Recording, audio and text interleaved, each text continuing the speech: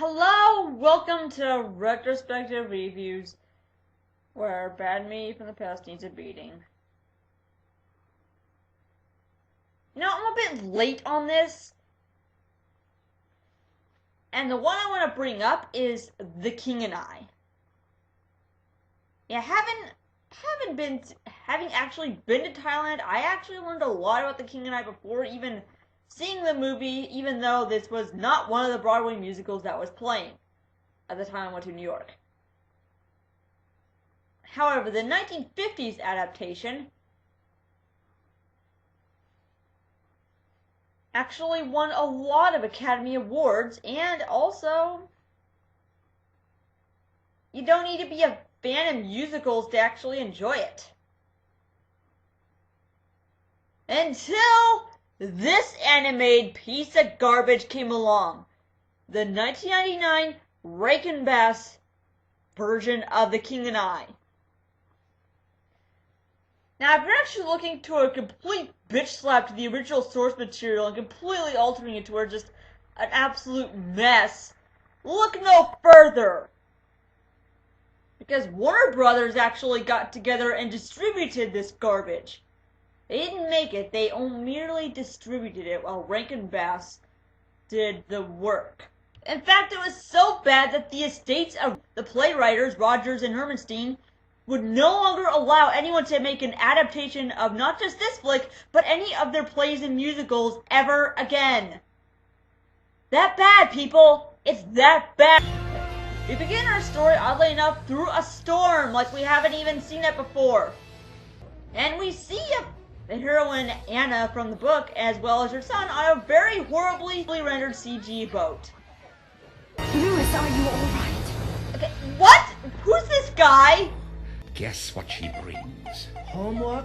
Pub quizzes? Those little pink slips they give you when you're tardy? I hate those! Progress, you fool! Wait a minute. They are Disneyfying the original play. So actually this guy is the Krolahome. And guess what his plan is? To dethrone the king so that he can take his place. Oh my god. In the musical, the Krolahome was not evil. He was very stoic, but he was not a bad guy. In fact, he was actually extremely loyal to the king. Here, they make him the exact opposite. They turn him into Jafar. In fact, this plan is so evil and so diabolical that it causes rats to jump out of the wall when his shadow covers. Oh, and Ellen, get a load of this. They create a comic relief sidekick. Yeah, an obese Buddha stereotypes who has a running gag of having his teeth fall out. Oh, and that's just one annoying comic relief they just happened to shit in there. And then he summons a dragon to, wait a minute. If your plan was to dethrone the king, why are you going after this lady and her son on a British vessel? Make up your mind already! And the dragon is not in the original play either. They just threw it out of there. And this is where we sing our first musical number. Mother, what are you doing? I'm whistling. That's what I do when I'm afraid. Anna whistles upon arrival because she's nervous to see the king. And whistle a happy tune? This is how they defeat the dragon. I feel afraid. I hold my head erect and whistle a happy tune, so no one will suspect I'm afraid. I whistle a happy tune, and every single time the happiness in the tune convinces me that I'm not afraid. Make believe you're brave, and the trick will take you far. Dragon! Surprisingly, the singing works! Oh my god! How stupid can you get? I don't think I shall ever be afraid again. I don't think I should ever be afraid again. Oh, yes, you will. Does singing have to really unnecessary to distract a magician magic that would magically go away? There's other bullshit going on in this movie too!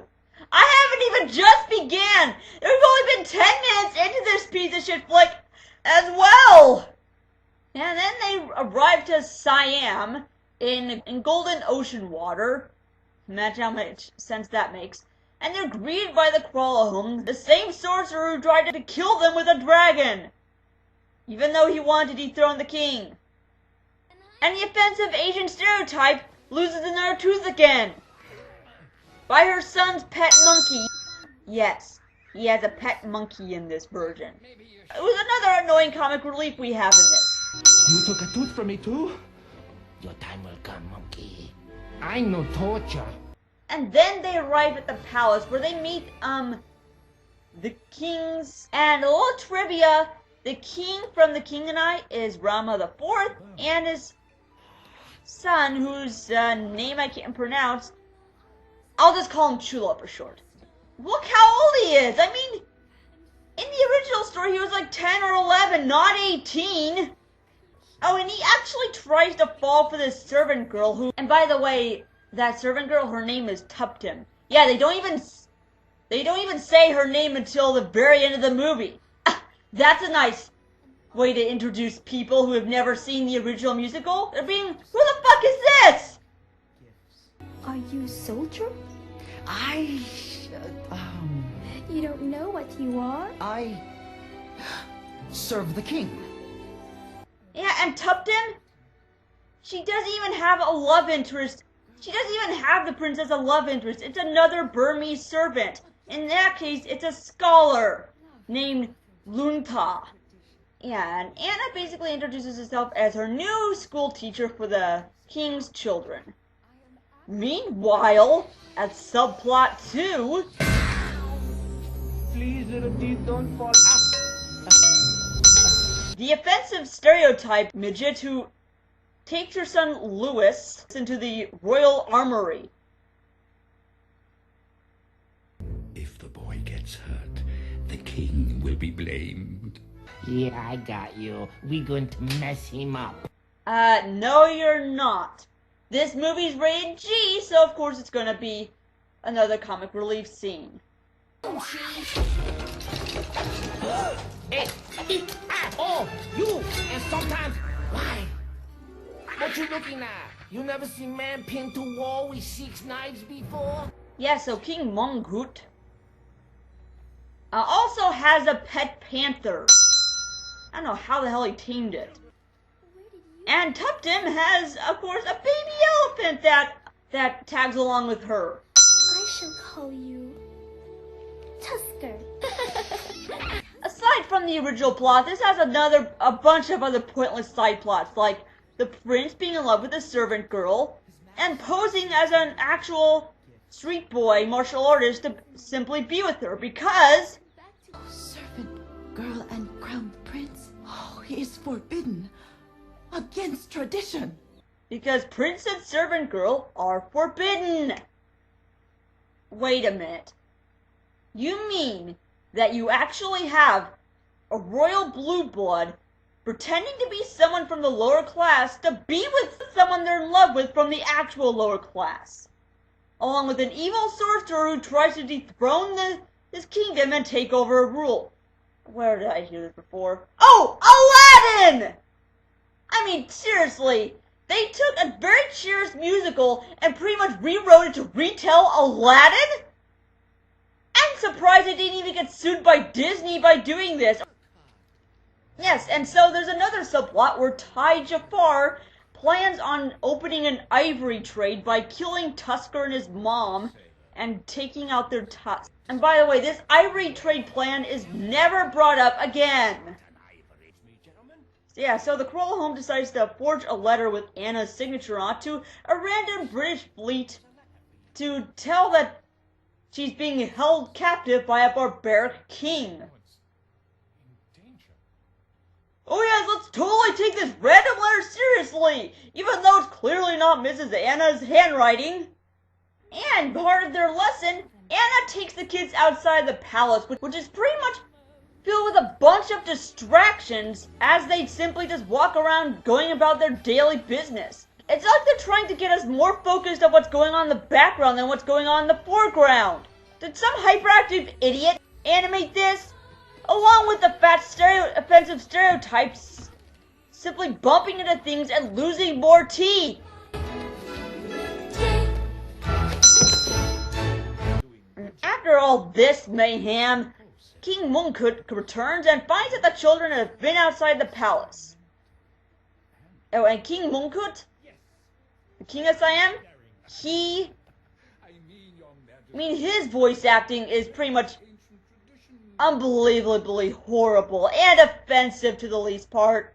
You have been outside palace. It is my pleasure you stay here. You stay here in palace. In palace. You will say no more. Then we actually cut to the king praying to Buddha with his pet panther, as the Corolla home tries to kill him by bringing statues to life. Horribly CG rendered statues. I was sure. Is a puzzlement. And how come the king not realize it when the panther is really trying to attack him and protect his buddy? And guess what? And guess how this is stopped? The panther roars. But Yes, a roar. I can clearly see my dog Angel doing this with her funny little muffled bark towards a giant clay statue charging at her.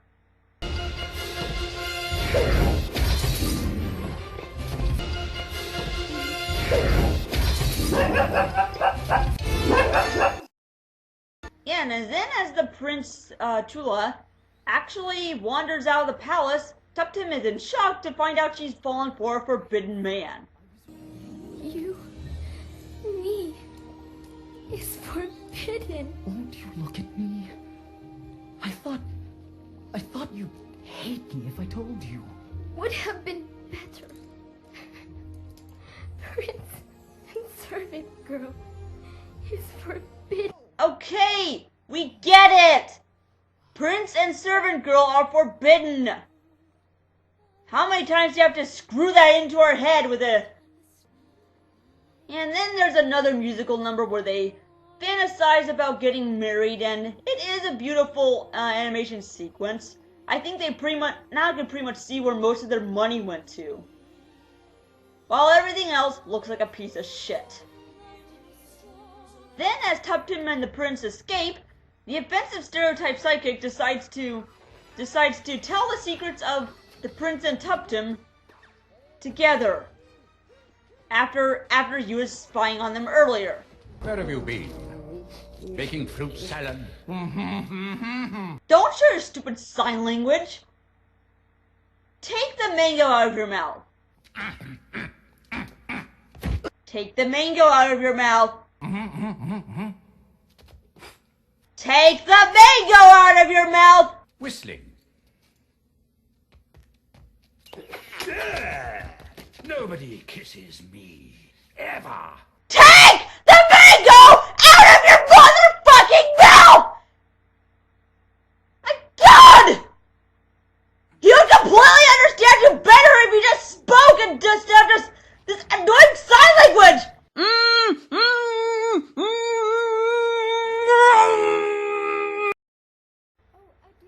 And as soon as the British delegation comes in, the Corolla Holmes plans are already coming into work to portray the king as a barbarian to the actual British delegates at a dinner. When Mongkut decides the prince's royal elephant pendant is missing. You gave away? Father, may we discuss this privately? Who? As prince you must wear it at all times. And to the king's shock, he sees the pendant around Tuptim's neck as an engagement gift. Do as custom demand. Your Majesty. Whipped. Till death. Down, down, down. Father, no! I beg you.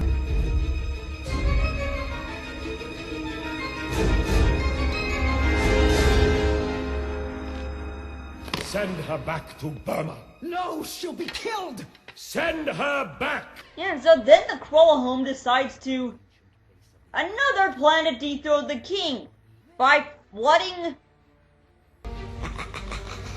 Soon the fallen river flowed down. By getting them swept up in a river. Oh, come on! This looks like lava! What fucking water is orange? Like orange soda! How do you fuck the color of water up?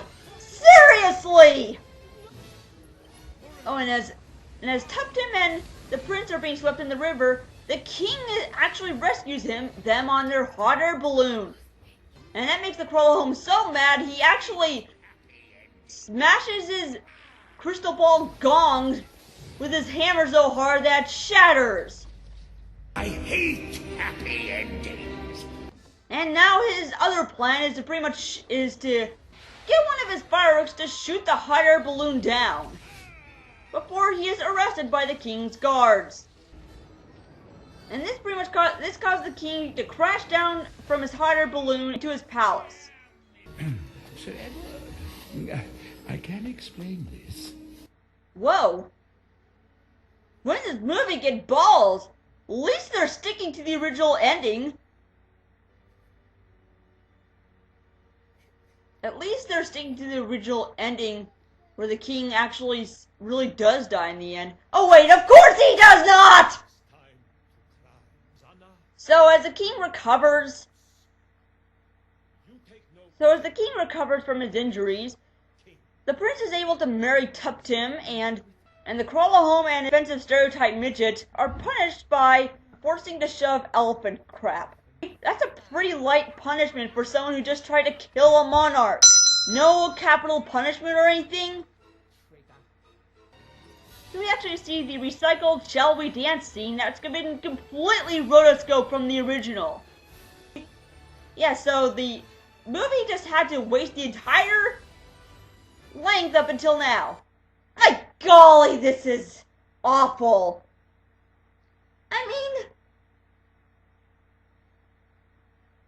I mean, I remember seeing this on the Disney Channel, and I'm just so ashamed that I basically insisted my mother to tape it in for me on VHS. Then I realized that it was until I actually saw the original musical much later. I'm like, why the hell did I like this Disney version, this Disney-esque version of the film?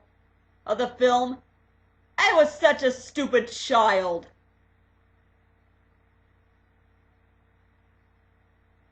I mean, why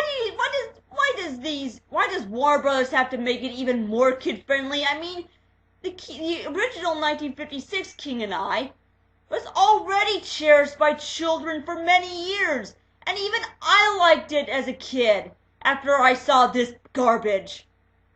And even I enjoyed it right after seeing this garbage.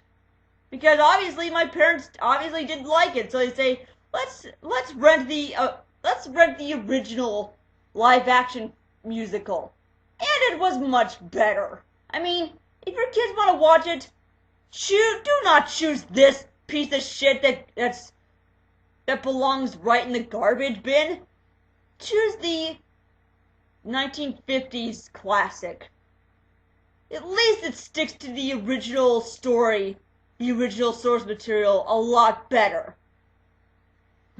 And I'm going to conclude it from here. This is Marlyonama, signing off. Hoo hoo hoo!